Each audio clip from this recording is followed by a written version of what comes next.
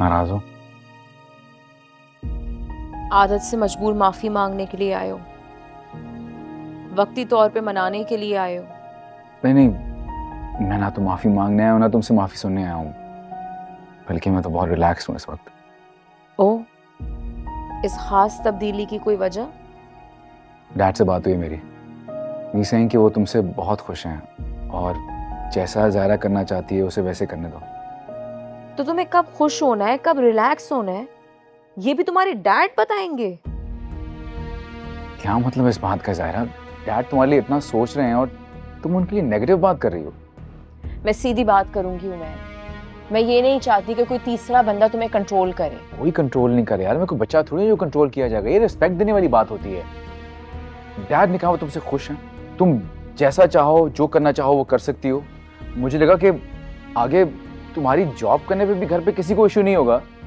मुझे खुशी हुई ये बात सुन के यार, इसलिए तुम्हें आके बताई मैंने। तुम्हारे डैड जब बताएंगे तब तुम खुश होगे। तुम ये सब कुछ मेरे लिए खुद क्यों नहीं चाह सकते?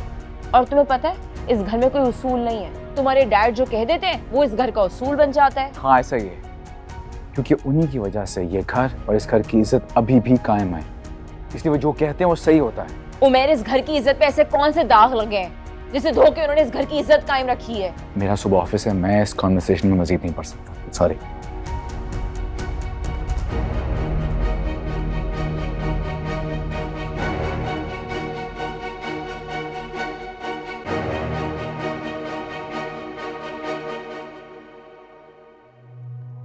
सुबह होने तो करती हूँ मैं भैया भाई से बात।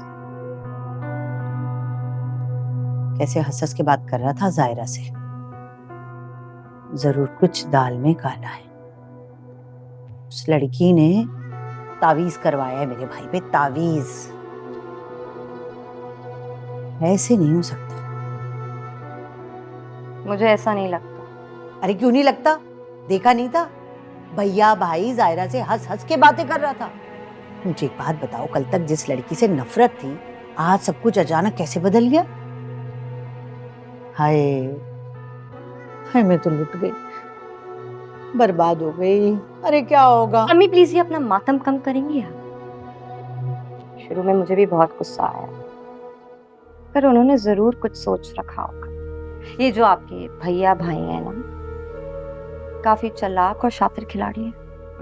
ए, दूंगी उल्टे हाथ का। क्या बोल रही है मेरे भाई को? सोया, मुझे ऐसा लगता है भैया भाई को ये अंदाजा हो चुका है कि अब दाल नहीं गलने वाली। जैसे ही उमैर ने ऑफिस जाने का कहा ना, भैया भाई तो बिछ गया। जाहिर है जायदाद का वाहिद वारिस भी तो उमैर ही है ना। और मुझे लगता है ये जो नसरीन है ना, फिर से नागत बन के हमें अपने पैर के नीचे ना रगड़ने वाली है। अम्मी प्लीज कुछ देर अपना ये पेन बंद करेंगी आप, और आहिस्ता बोलें। दिमाग खराब हो गया क्या तेरा? तुझे नजर नहीं आ रहा? वो लड़की दिन ब दिन कामयाबी की सीढ़ियां चढ़ती चली जा रही है, और तुम यहाँ बैठ के इत्मीनान से कह रही हो कि भैया भाई जो कह रहे हैं ठीक कह रहे हैं। अरे ये सब कुछ ऐसे नहीं होता है, इसके पीछे जादू होता है। ये जादू गरनिया है, जादू।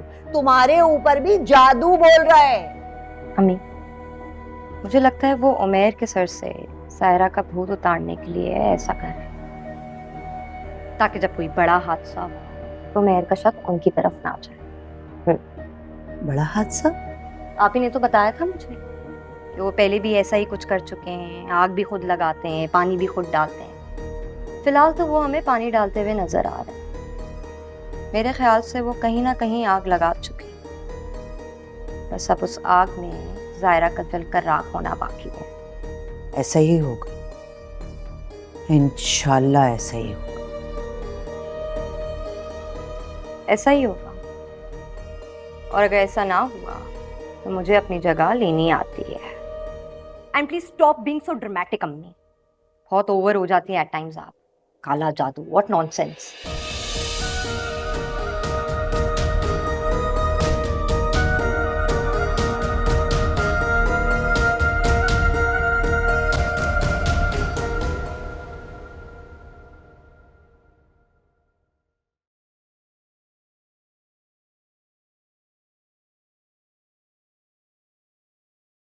अरे बीबी जी, आप कुछ चाहिए आपको मुझे बता दीजिए।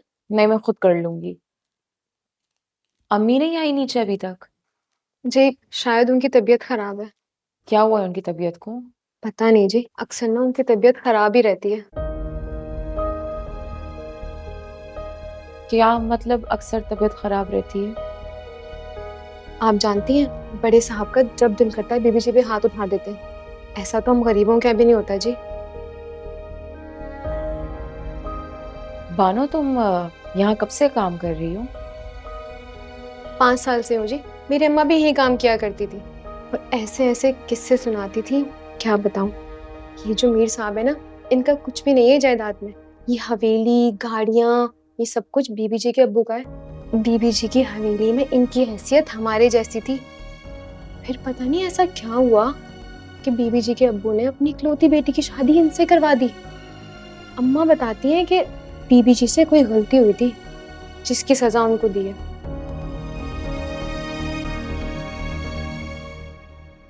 ऐसी क्या गलती हुई थी जिसकी सजा आज तक भुगत रही है? पता नहीं जी।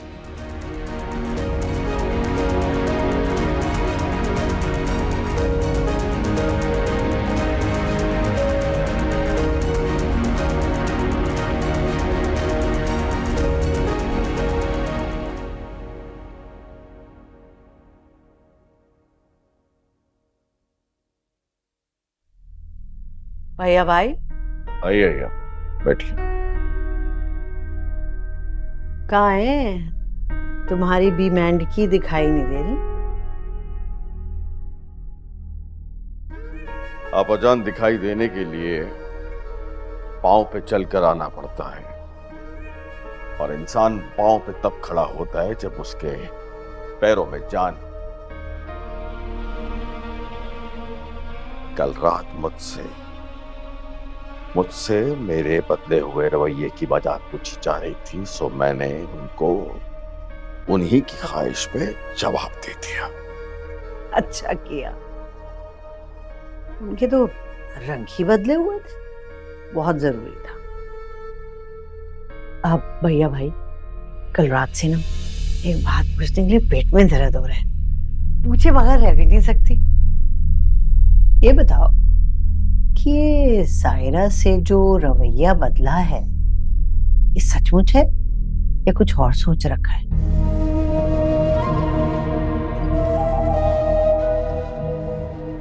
आपाजान क्या लगता है आपको? भाई लगता तो नहीं है कि तुम कोई गलती करोगे, लेकिन क्या करो, माजी के जख्म इतने गहरे हैं, कोई भी नया जख्म सोच के रातों की नींद उड़ जाती है। जोया को लगता है कि ये रवैया तुमने किसी खास मंसूबे के तहत बदला है। जोया कह रही थी कि मामू कभी भी घाटे का सौदा नहीं करते।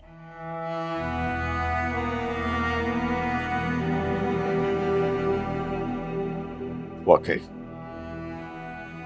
हमारी जोया तो बहुत ही ज़हीन भी है और समझदार भी है। बिल्कुल सही किया।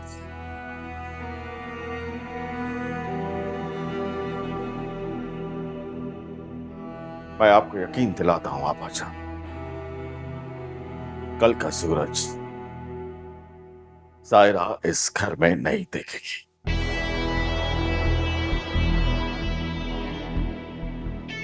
At any cost.